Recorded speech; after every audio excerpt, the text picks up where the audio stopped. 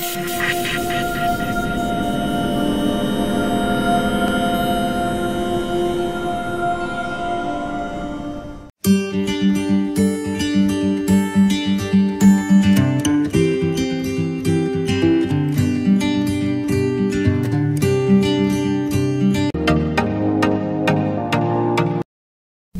sahabat-sahabat agro dimanapun Anda berada, semangat pagi. Ya, kali ini tema yang akan saya bawakan tentang tanaman cabai, terutama pada penyakit ya yang menyebabkan daun keriting dan kuning pada pucuk-pucuk tanaman cabai. Ya, ada 5 penyebab dan bagaimana cara pengendaliannya, mari kita simak berikut ini. Namun sebelum itu, ada yang barangkali belum kenal dengan saya. Nama saya adalah Adi Nugroho, di mana saya membantu dan mengawal produk-produk agro dan produk-produk hama penyakit pada PT Natural Nusantara. Nah, ada 5 penyebab daun tanaman cabai yang menjadi keriting dan kuning. Ya, ada 5. Yang pertama adalah jelas karena kekurangan air. Jadi kalau kekurangan air, tentu saja penyiraman itu dioptimalkan, ya, dioptimalkan karena terjadi biasanya pada musim-musim kemarau atau mendekati kemarau, sehingga kesulitan untuk memberikan air. Padahal air ini adalah sumber dari tanaman agar dia tetap tumbuh dan berkembang. Jadi kalau dia kuning itu adalah hal yang wajar karena kekurangan air. Jadi penuhilah kebutuhan air tanaman ya di lahan maupun di polybag ataupun tempat-tempat yang dipakai untuk menanam tanaman cabai. Kemudian yang kedua ya, yang kedua adalah karena kadar keasamannya rendah atau pH-nya rendah ya. Bahasa sekarang adalah pH atau keasaman tanahnya itu rendah. Rendah itu artinya di bawah 7 ya, bisa 5, 4, 3 dan sebagainya ya. Di situ dia kalau terlalu asam, maka pupuk yang kita berikan itu tidak masuk kepada tanaman kita ya. Ada pembatas di situ ya. Pupuk yang kita berikan itu tidak sampai kepada tanaman sehingga dia terhenti pada titik di situ. Tidak bisa masuk kepada tanaman melalui akar-akar tanaman ya, karena keasamannya terlalu rendah. Oleh karena itu, yang pertama adalah sebelum kita menanam tanaman cabai ataupun tanaman-tanaman yang berbatang lunak lainnya, kami sarankan adalah kontrol dulu keasaman tanahnya atau pH tanahnya ya. Bisa menggunakan alat ataupun bisa menggunakan kira-kira ya, kalau misalnya sebelumnya pernah menanam cabai atau mungkin menanam tanaman melon atau mungkin tanaman yang berbatang lunak lainnya, maka sebelum menanam cabai maka berikanlah dulu kurang lebih sekitar 300 ya, 300 kilo atau 3 kuintal per hektarnya. Apabila kira-kira kita nggak punya alat pH meter ya, misalnya kita nggak punya alat pH meter, karena biasanya di alat pH meter itu tertera berapa angkanya dan berapa kebutuhan dolomit ataupun zeolitnya ya. Jadi alat yang bagus ya, harganya juga kadang bagus, itu bisa menunjukkan berapa kadar keasamannya dan tertera di situ ada tabel-tabel kebutuhan dolomitnya atau kebutuhan zeolitnya. Jadi kita naikkan ya sesuai dengan kebutuhan tanaman cabai kita. Rata-rata tanaman ini membutuhkan keasaman tanah ataupun pH tanah kurang lebih sekitar 6,5 sampai 7 ya. Ya, mendekati netral, kurang lebih netral seperti itu. Ya, jadi ini perlu kita sadari bersama bahwa kadang-kadang keasaman tanah ini sering dilupakan ya. Jadi kadar keasaman ataupun pH tanah ini cukup penting, sehingga kalau ini terlalu rendah maka tanaman bisa menjadi keriting. Ya, yang ketiga adalah pemakaian pestisida yang terlalu banyak ataupun overdosis pestisida. Jadi kepinginan mengatasi penyakit-penyakit yang sebelumnya pernah ada ataupun hama-hama yang pernah ada, maka penggunaan obatnya kadang diberikan di atas dosisnya atau diberikan terlalu sering ya. Ini bisa dua hal. Yang pertama adalah dosis yang diberikan terlalu banyak atau pemberian penyemprotannya terlalu sering, sehingga menyebabkan tanaman bertahan hidup dengan daun di bagian pucuknya mengkeriting ya. Itu adalah salah satu pertahanan tanaman pada saat dia overdosis pestisida ataupun kekeringan ataupun pH tanahnya terlalu rendah. Ya. Kemudian yang keempat adalah karena serangan hama penyakit tanpa virus. Jadi ada hama yang menyebabkan daun ini keriting tetapi tidak membawa virus ya. Ada trip, ada apit, ada tungau ya yang menyerang pada bagian tanaman dan menyebabkan cabenya itu keriting ataupun mengkerut. Ya. Sebetulnya sederhana saja. Kalau ini hama-hama ini tidak ada, tentu saja keriting tadi tidak terjadi. Oleh karena itu bisa kita berikan BVR itu untuk mencegah adanya trip, adanya apit ataupun adanya tungau. Ini karena ada apit ya yang membawa ataupun tungau yang membawa virus dan ada apit ataupun tungau yang tidak membawa virus ya. Yang kelima, ini adanya vektor ataupun serangga penyebar virus. Ya, ada Mesos persicea ya, apis tadi ya, kemudian Bemisia tabaci ataupun lalat putih atau trip ataupun tungau yang merupakan vektor daripada virus ini. Ya, kalau yang tadi tidak membawa virus, kalau yang ini bisa membawa virus. Artinya hamanya sama, tetapi yang satu membawa virus, yang satu tidak membawa virus. Andai kata hama-hama ini menyerap pada tanaman yang sudah terserang virus, kemudian pindah menyerap kepada tanaman kita yang kita tanam, maka tanaman kita akan terserang virus. Jadi ini adalah menjadi vektornya, ya, menjadi penyebarnya. Oleh karena itu, mulai dari sejak awal, yang bawa virus ataupun yang tidak bawa virus sama-sama berbahayanya. Yang tidak membawa virus akan keriting, yang membawa virus keriting dan kuning ya. Kan ada dua ya di sini ya. Adapun virus ya, virus ini ada dua yang dibawa itu. Virus yang menunjukkan gejala keriting ya, ada CMV, ada CVMV dan ada TMV ya. Ini yang menunjukkan gejala keriting. Sedang menunjukkan gejala menguning adalah paper yellow leaf coral virus ya, PEP-YLCV. Ini atau mungkin sering disebut oleh teman-teman adalah virus Gemini ya. Kenapa disebut Gemini? Karena ada dua ya, kembar seperti ini. Nah, ini kira-kira seperti ini. Ini adalah virus Gemini, di mana virus ini membawa warna kuning ya. Ya, sementara yang menyebabkan virus yang menunjukkan gejala keriting, ada virus yang menunjukkan gejala keriting, ada yang menunjukkan gejala kuning. Jadi ada hama tadi adalah hama yang membawa ya virus maupun tidak membawa virus. Sekarang virusnya itu sendiri ada yang keriting dan ada yang keriting dan ada yang menguning. Penyebabnya juga beda. Nah, ini adalah virus Gemini tadi. Gemini itu adalah sebutan saja, di mana ini bentuknya seperti kembar ya, kanan kiri seperti itu ya. Maka disebut virus Gemini. Nah, ini adalah vektornya atau pembawanya. Ini ada tiga, ada trips, tungau, apit, dan Bemisia tabaci ya.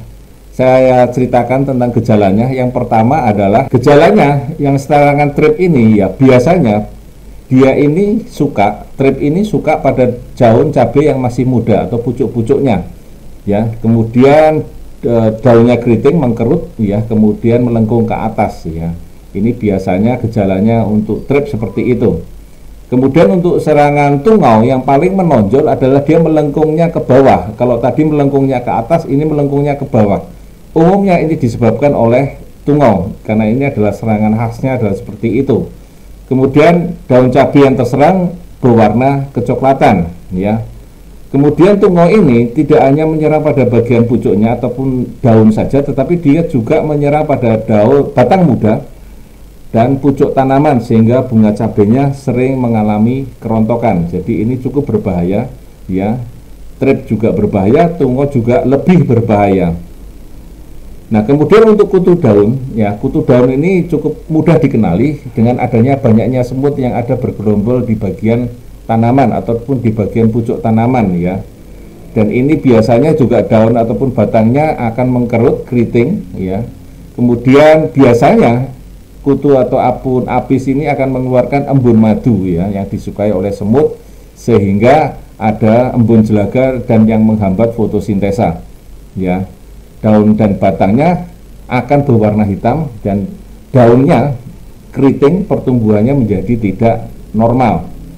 Dan ini suka pada tanaman, sering menyerang pada tanaman kacang panjang. Artinya kalau kita menanam cabai, sebaiknya kita menghindari menanam kacang panjang, atau mungkin barangkali kita batasi ya antara tanaman kacang panjang untuk misalnya di tetangga dan sebagainya, kita batasi, diberi pembatas ya, mungkin tanaman yang lain, agar kemungkinan kutu apun apis yang menyerang pada kacang panjang tidak berpindah pada tanaman kita. Yang berikutnya adalah serangan kutu kebul ya. Ini kutu kebul ini memang mungkin serangannya tidak langsung, tetapi dapat menyebabkan gejala keriting, klorosis maupun belang, sehingga serangannya yang parah menyebabkan tanaman kerdil dan kurang produktif atau tidak produktif. Jadi ini memang kutu kebul ini sangat-sangat mengganggu, dan dari keempat hama ini saya merasa bahwa serangan kutu kebul ini yang paling berbahaya karena tidak nampak ataupun nampak tetapi serangannya cukup cepat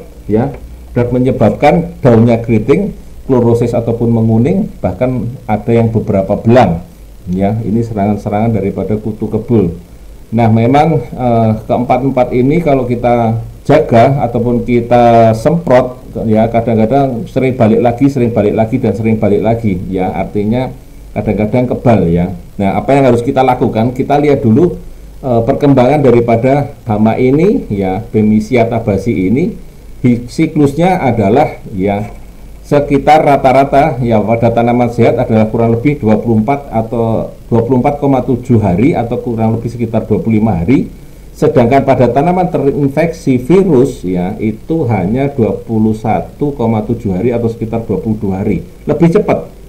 Artinya apa? Pada tanaman yang sudah terserang penyakit ataupun yang sudah menunjukkan gejala keriting dan kuning ya, sebaiknya mulailah dilakukan pemotongan dan dibuang ya. Jangan dibuang di tempat sembarangan, tapi dikumpulkan, dimasukkan ke dalam tanah jika perlu, atau kalau tidak dibakar ya, diusahakan dibakar karena nanti akan menyebar ke tanaman yang sehat yang lainnya ya. Kemudian jumlah rata-rata telur yang diletakkan itu kurang lebih ya, pada daun yang terserang virus sekitar 77 butir, sedangkan pada daun yang sehat hanya sekitar 14 butir. Coba Bapak bayangkan, Ibu Bapak bayangkan ya, petani-petani bayangkan ya, sahabat-sahabat agro bayangkan betapa cepatnya ya Bemisia tabasi ataupun kutu kebul ya dan lain sebagainya yang menyebabkan penyakit pucuk ya yang kuning ataupun keriting ini, dia cepat sekali. Kenapa kok serangan cepat sekali? Ternyata dalam kondisi yang cocok atau tanamannya sudah terinfeksi baik itu kuning maupun keriting, maka dia cepat sekali berkembang biak dan cepat sekali mengeluarkan telurnya lebih banyak daripada tanaman yang sehat. Jadi begitu kita menunjukkan tanaman kita menunjukkan gejala yang kurang sehat dan sudah terserang keriting ataupun sudah ada yang kuning, maka segeralah dipotong, kemudian ya disemprotkan ya dengan POC-NASA maupun hormonik ya secepatnya, kemudian disemprotkan juga BVR untuk membantu supaya serangan kutu-kutu ataupun apis ataupun hama-hama vektor lainnya itu kita bisa cegah dari sejak awal ya, karena mencegah lebih baik daripada mengobati. Nah ini adalah tahapan perkembangan kutu kebul ya. Secara umum siklus hidup Bemisia tabasi itu tadi sudah disebutkan 24,7 atau kurang lebih sekitar 25 hari. Kemudian rata-rata nimfa menjadi imago, artinya dari telur hingga menjadi dewasa kurang lebih sekitar 2-3 minggu atau kurang lebih sama sekitar 21-an hari. Sedangkan imago ataupun dewasanya kurang lebih 1 minggu. Jadi hidupnya cukup singkat ya. Yang dewasa ini hanya singkat, tapi yang banyak adalah di bagian serangga kecilnya, yang dimana serangga kecilnya tadi cukup mengganggu tanaman daripada serangga dewasanya. Kemudian telur-telur ini biasanya diletakkan di bagian permukaan bawah daun pada daun teratas atau pucuk ya, dan ini serangga betinanya lebih suka pada daun yang sudah terinfeksi virus mosaik kuning sebagai tempat meletakkan telurnya. Jadi hama ini sering milih-milih ya bagian pucuk, bagian bawah daun, dan bagian tanaman yang sudah terinfeksi. Teman-teman sahabat-sahabat agro dimanapun Anda berada, periode kritis serangan kutu kebul ini pada cabai usianya 7-42 hari. Artinya pada masa-masa tersebut ya tanaman cabai ini masih kritis ataupun sangat rawan diserang oleh kutu kebun. Maka sebelum 42 hari ya ada baiknya mulai dari sejak awal malah ya kita semprotkan BVR untuk membantu serangan kutu kebul ini tidak merajalela di lahan cabai kita ataupun vektor-vektor ataupun hama-hama pembawa lainnya ya. Nah, ini adalah proses daripada virus kuning tadi ataupun keriting tadi ya, mulai dari tanaman yang masih sehat, mulai diserang dari bagian pucuknya, kemudian kalau kita balik ternyata ada kutu-kutu berwarna putih dan akhirnya berwarna kuning, akhirnya merata. Tadi suka pada tanaman kacang panjang, tanaman terong, dia juga suka pada tomat ya. Jadi 3 tanaman ini juga tanaman yang barangkali dengan tanaman cabai agak sedikit bermusuhan ya, karena hamanya kutu kebul ini sama dan sama-sama merugikan ya. Tetapi terong bisa digunakan sebagai tanaman perangkap ya, artinya kalau kita menanam cabai, kita juga menanam terong sebagai tanaman perangkap, karena yang lebih disukai tentu saja terongnya daripada cabainya ya. Di sela-sela tanaman cabai kita tanam tanaman terong. Lalu pengendaliannya bagaimana? Untuk pengendalian hama atau trip ini paling mudah adalah kita lakukan sanitasi lahan dan membersihkan gulma. Kita tahu bahwa yang namanya gulma ataupun rumput-rumput liar di sekitar kita itu kadang-kadang sebagai tempat singgah daripada hama trips ini ya. Kemudian sebisa mungkin jauhkan tanaman cabai dari tanaman cabai yang lebih tua. Artinya kalau kita menanam cabai, kalau bisa satu usia ya, karena nanti akan yang dicari adalah tanaman cabai yang muda ya, yang tuanya nanti akan ditinggal, yaitu pada fase kritisnya di usia 42 hari ya kurang lebih ya.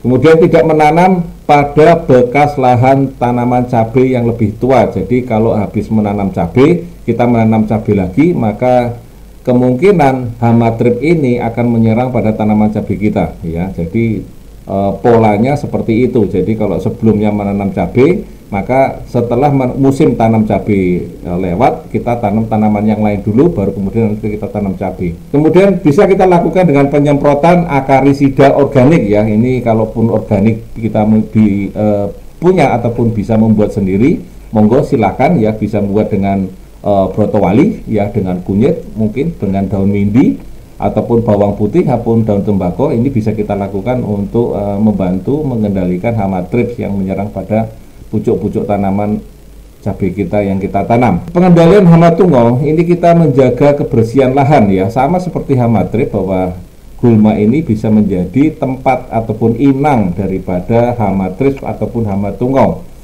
ya. Seperti pada tanaman yang lain ya, tanaman hama trip ini ya, hama tungau ini sama ya, sebaiknya tidak menanam pada bekas lahan cabai ya, tidak berdekatan dengan tanaman cabai yang tua. Jadi kami harapkan ya, supaya serangan hama ini tidak merajalela, kalau bisa ya kalau bisa ini adalah kita menanam cabai itu adalah satu musim ataupun satu umur ya, karena kalau ada perbedaan umur yang muda dengan yang tua, maka yang tanaman yang muda akan kalah ya, karena lebih banyak hamanya daripada tanaman yang tuanya. Kemudian menjaga tanaman tidak kekeringan jika menanam pada musim kemarau ya. Sekali lagi hama tungau ini cukup suka pada bagian pucuk tanaman dan pada bagian pucuk tanaman di mana ya yang terjadi sudah mulai agak sedikit kurang air begitu, maka tungau ini akan segera menyerbu pada bagian pucuknya.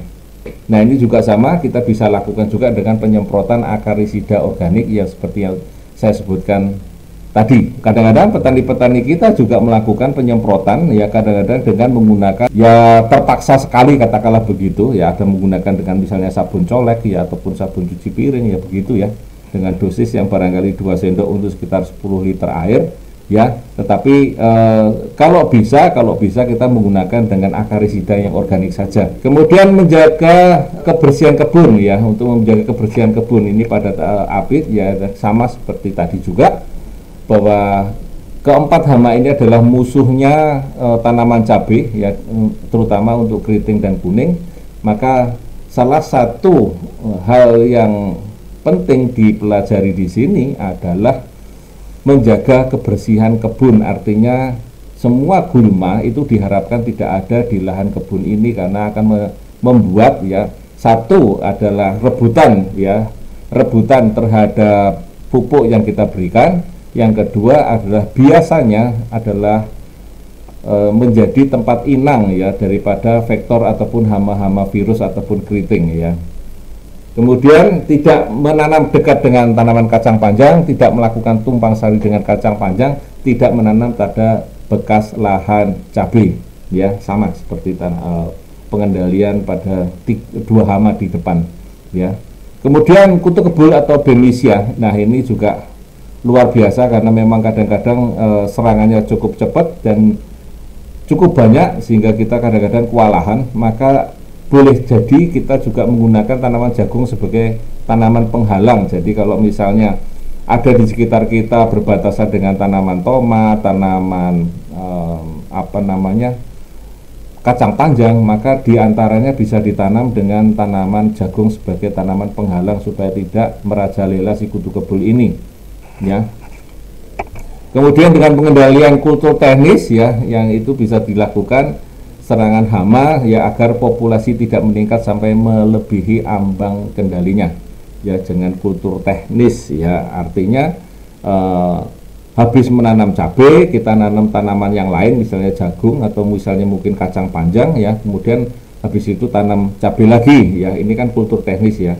Kemudian memberikan pengendalian, memberikan dengan dolomit misalnya gitu. Kalau pH-nya tidak cocok ya, kalau kemudian lingkungannya tidak cocok, jarak tanamnya juga agak lebar ya, itu akan membantu serangan hama ini tidak merajalela. Jadi kalau pada musim hujan itu jarak tanamnya agak lebih ditambahi, kalau untuk musim-musim kemarau jaraknya agak sedikit rapat. Nah, ini adalah contoh daripada tanaman cabai di mana diberikan barrier ataupun penghalang, itu adalah tanaman jagung ya, tanaman jagung ya. 2 lapis kaca panjang ya, jadi diberi selapis tanaman jagung dan sebagainya. Artinya ini adalah sebagai penghalang mencegah kutu kebul tidak masuk ke kebun. Jadi menggunakan 2 lapis kacang panjang, karena nanti yang diserang adalah kacang panjangnya. Kutu kebul lebih banyak menyerang pada tanaman kacang panjang ataupun lebih suka menyerang pada tanaman kacang panjang, termasuk terong ya misalnya begitu, ataupun tomat ya. Jadi serangan kuningnya akan berkurang ya, ini dengan menggunakan kultur teknis. Nah, kemudian kita bisa juga menanam tagetes ya. Tagetes ini sebagai barrier yang menjaga supaya kutu-kutuan tadi akan masuk ke tanaman tagetes ini ya. Kemudian musuh alaminya yaitu ada semacam kayak kutu berwarna merah ataupun jingga seperti ini jangan dibunuh ya, ini jangan dibunuh karena dia mampu untuk makan kutu kebul yang masih kecil-kecil ya. Telur-telurnya bisa dimakan oleh Coccinella ini atau Manusilus ini ya. Kemudian yang pantang juga ada gulma di sini adalah wedusan atau babadotan. Ini adalah salah satu tanaman inang. Kalau tadi adalah hama ya, hamanya yang membawa virusnya. Kalau ini adalah tanaman yang membawa ya, yang bisa menjadi inang daripada virusnya. Jadi kalau virus itu begitu diserap oleh tanaman, diserap oleh vektor atau hamanya pada tanamannya sudah sakit, kemudian dia menyerap di babadotan atau wedusan ini ya, setelah berapa menit dia akan pindah lagi ke tanaman yang lain ya, maka tanaman babadotan atau wedusan ini adalah sumber daripada virus.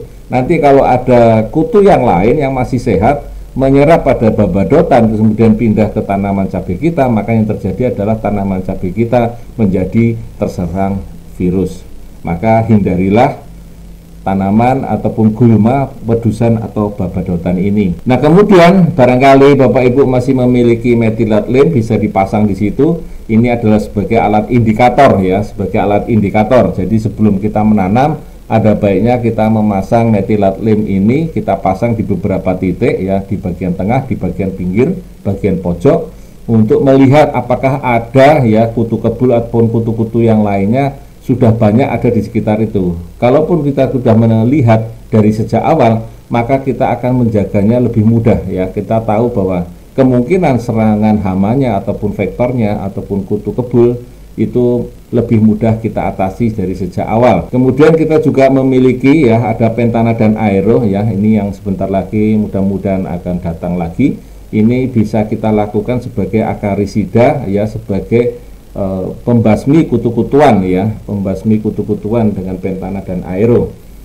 Nah, kemudian untuk pencegahannya dari sejak awal kita bisa semprotkan BVR. Ini adalah musuh alaminya ya, pestisida biologi. Ini adalah agensia musuh alaminya daripada keempat kutu tadi yang menyebabkan kutu-kutuan tadi menyerang pada tanaman cabai kita. Dari sejak awal ya kita semprotkan ya, dosisnya kurang lebih antara 1 sampai 2 sendok makan dalam 10 liter air kita larutkan ya. Kemudian setelah kita larutkan ya, kita masukkan ke dalam tangki ya. Setelah kita masukkan ke dalam tangki baru kita semprotkan dan kita cukupkan airnya, baru kita semprotkan.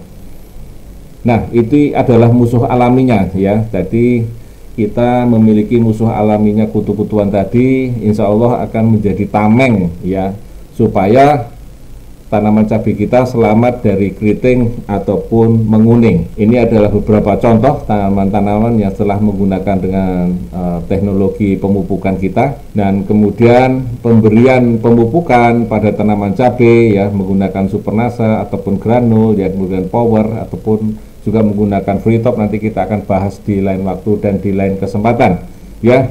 Demikian tadi teman-teman, mitra-mitra kita dimanapun Anda berada, tema kita kali ini adalah bagaimana mengendalikan dan bagaimana mengatasi ya penyakit tanaman cabai kita yang keriting ataupun kuning beserta penyebabnya dan pengendaliannya.